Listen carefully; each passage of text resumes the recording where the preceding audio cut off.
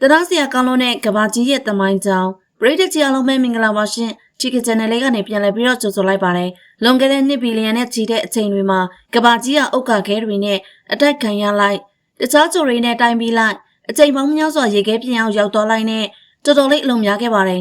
်ဒါတင်မကသေးပါဘူးထူးဆန်းထွေလာတဲ့တက်ရှိမျိုးစုံရဲ့အုပ်ချုပ်မှုကိုလည်းခံခဲ့ရသေးတာပါဒီအပြာရောင်ကြိုလေးဘလို့များဒီအထိခံနိုင်ရရှိခဲ့ပါလေလို့တောင်းအံ့ဩမိရတဲ့အထိပါပဲကျမတို့ရဲ့ကဘာကျော်တမိုင်းအကြောင်းကိုအစကနေအဆုံးအထိလေ့လာခြင်းနဲ့ဆိုရင်တော့အစအဦးဆုံးကနေစပြောမှအဆင်ပြေမှာပါလွန်ခဲ့တဲ့နှစ်ပေါင်း4.5 ဘီလီယံလောက်တုန်းကကျမတို့ရဲ့နေဆက်ကြော်ရာဟာဓာတ်ငွေနဲ့ဖုံမှုတိမ်တိုက်ကြီးတွေကနေစတင်ပေါ်ပေါက်လာခဲ့ပါတယ်ဒီတိမ်တိုက်ကြီးကလက်ပတ်နေတဲ့ပြချက်ချက်အရာဝတ္ထုကြီးအဖြစ်ပြိုကွဲသွားပြီးတဖြည်းဖြည်းပိုးပူလာလိုက်တာဟိုက်ဒရိုဂျင်တွေကဟီလီယမ်အဖြစ်ပြောင်းလဲသွားတဲ့အထိပါပဲ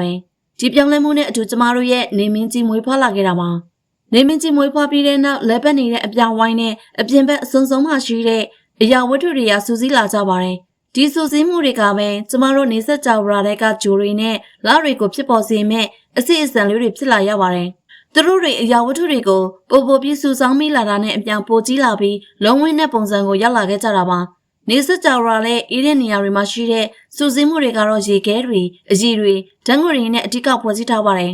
နေလုံးကြီးနဲ့ပုံနီးတဲ့နေရာတွေမှာတော့ကြောက်သားတွေရှိပြီးအဲ့ဒီကနေအင်္ဂါကျိုးနဲ့ကဘာကျိုးတို့လိုအတွင်းပိုင်းကျိုးလေးတွေဖြစ်လာကြတာပါဒီအချိန်တုန်းကငယ်ရွယ်သေးတဲ့ကဘာကြီးဟာမီးတောင်တွေပေါက်ကွဲတာနဲ့အမြဲကြုံတွေ့ခဲ့ရပါတယ်ဟိုက်ဒရိုဂျင်ဆာလဘိုက်မီသိန်းနဲ့ကာဗွန်ဒိုင်အောက်ဆိုက်တို့လိုဓာတ်ငွေတွေကိုအပြင်ကထုတ်လွှတ်ခဲ့တယ်လို့ဒီဓာတ်ငွေတွေကပဲကျမတို့ဂျိုရဲ့ပထမဆုံးလေထုကိုဖြစ်ပေါ်စေခဲ့တာပါကဘာဦးကာလာနုံကဆိုရင်ကဘာကြီးဟာကြီးမားတဲ့ဥက္ခခဲတွေနဲ့အမြဲလိုလိုတိုင်းမိနေခဲ့ရပါတယ်အင်္ဂါကျိုးလောက်ကြီးတဲ့သီယာလို့ခေါ်တဲ့ဂျိုတစ်ခုဟာကျမတို့ငယ်ရွယ်တဲ့ကဘာတွေကိုတက်တက်ကြီးဝင်တိုက်ခဲ့တာလည်းရှိခဲ့တာပါ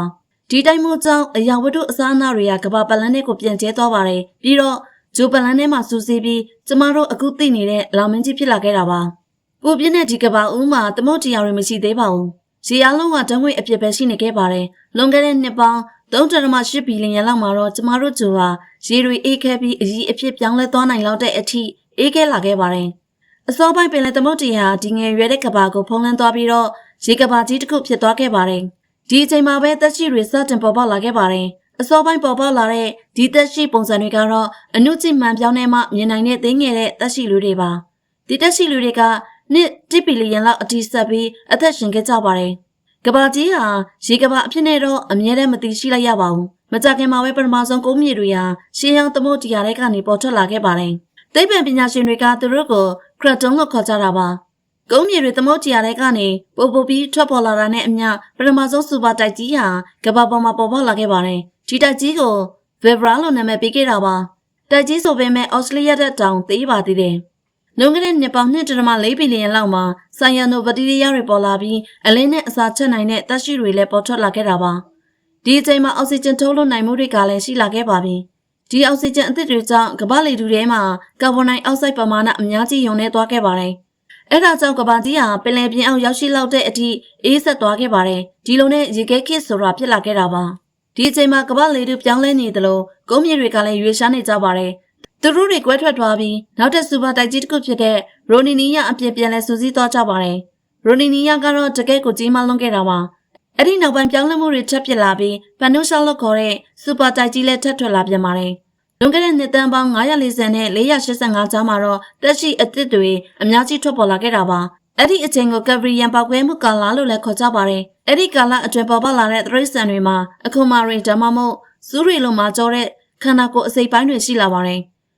အားလုံးထဲမှာအကြော်ကြားဆုံးကတော့ဂျိုသားနဲ့တူတဲ့ Trilobite ကောင်တွေပါပဲလွန်ခဲ့တဲ့နှစ်တန်းပေါင်း440လောက်မှာရုတ်တရက်အရာတီဥတုပြောင်းလဲသွားပြီးသမုတ်တရားရဲ့အပူချိန်ဟာတိတိတတ်တာပြောင်းလဲသွားခဲ့ပါတယ်နောက်ပြီးကဘာကြီးကပထမဆုံးအကြိမ်မျိုးတုံပြောက်ကွယ်မှုတွေနဲ့တွေ့ခဲ့ရတာပါ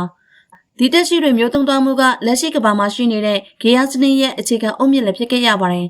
လွန်ခဲ့တဲ့နှစ်တန်းပေါင်း420နဲ့350ကျောင်းမှာတော့တစ်ပင်တွေလည်းပေါ်ထွက်လာခဲ့တယ်လို့တရိတ်ဆန်အသစ်တွေလည်းကုန်းပေါ်ကိုပြန့်ကျက်လာနိုင်ခဲ့တာပါအဲ့ဒီနောက်ပိုင်းမှာတော့တရိတ်ဆန်တွေမျိုးတုံပြောက်ကွယ်မှုနဲ့ထက်ကြုံခဲ့ရပါတယ်တက်ရှိမျိုးစေ့ရဲ့90%လောက်ဒီအတော်တွင်းမှာပြောက်ကွယ်သွားခဲ့ရတာပါဒါပေမဲ့လည်းဒီကိစ္စကပဲနောက်ထပ်ပေါ်ထွက်လာမဲ့တရဝါလေးတွေအတွက်လမ်းစာဖြစ်ခဲ့ရပါတယ်လွန်ခဲ့တဲ့နှစ်တန်းပေါင်း240နဲ့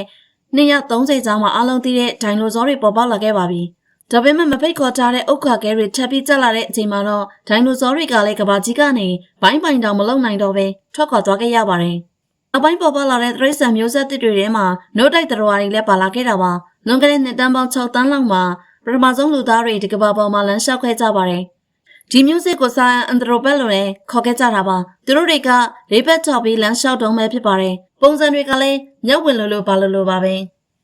လွန်ခဲ့တဲ့နှစ်တန်းပေါင်း4တန်းလောက်မှာတော့ရှေးဦးလူသားတွေမတက်ရပြီးလမ်းလျှောက်လာခဲ့ကြပါပြီ။နောက်ထပ်နှစ်တန်းလောက်အကြာမှာသူတို့တွေကပထမဆုံးလက်နက်ကိရိယာတွေကိုတီထွင်နိုင်ခဲ့ကြပါပြီ။အဲ့ဒါတွေကိုအကြောင်းဝတ္ထုတွေကိုဖျက်ဆီးဖို့အတွက်အသုံးပြုခဲ့ကြပါတယ်။လွန်ခဲ့တဲ့နှစ်ပေါင်း10သိန်းလောက်မှာတော့ရှေးဦးလူသားတွေဟာမိကိုဘယ်လိုထိန်းချုပ်ရမလဲဆိုတာရှာဖွေတွေ့ရှိခဲ့ကြပြီးအစားအစာတွေကိုချက်ပြုတ်စားတောက်နိုင်တယ်လို့အနှွေးတက်ကိုလည်းရရှိနိုင်ခဲ့ပါတယ်။သူတို့ရဲ့အုံနောက်တွေကဆက်လက်ပြီးတိုးတက်ပြောင်းလဲလာခဲ့ပြီးအရင်ကတက်ပိုပြီးမြန်ဆန်လာခဲ့ပါတယ်။ဒီလူသားတွေဟာတယောက်နဲ့တယောက်အပြန်အလှန်ဆက်သွယ်တဲ့နီလန်းတွေကိုလည်းအသုံးပြုခဲ့ကြတာပါ။ဒီလူသားတွေကိုတော့ Homo sapien တွေလို့ခေါ်ခဲ့ကြပါတယ်။လွန်ခဲ့တဲ့နှစ်ပေါင်း4000နဲ့1000ဝဲကြားမှာ Homo sapien ရဲ့ခေတ်ကုန်သွားခဲ့ပါတယ်။လွန်ခဲ့တဲ့နှစ်ပေါင်း1000လောက်မှာတော့ကဘာကြီးဟာပထမဆုံးလယ်သမားတွေကိုမြင်တွေ့ခဲ့ရပါတယ်။အရင်ကရေကြီးရမျက်နှာရလဲသွားလာနေတတ်ကြတဲ့ဒီလူသားတွေဟာဒီအချိန်မှာတော့တနေရာထဲမှာပဲအခြေချနေထိုင်တဲ့ကိစ္စတွေဖြစ်လာခဲ့ပါပြီ။နှစ်ပေါင်း250လောက်ကိုအများကြီးကျော်သွားလိုက်မယ်ဆိုရင်စက်မှုတော်လှန်ရေးကြီးဖြစ်ပွားခဲ့တယ်လို့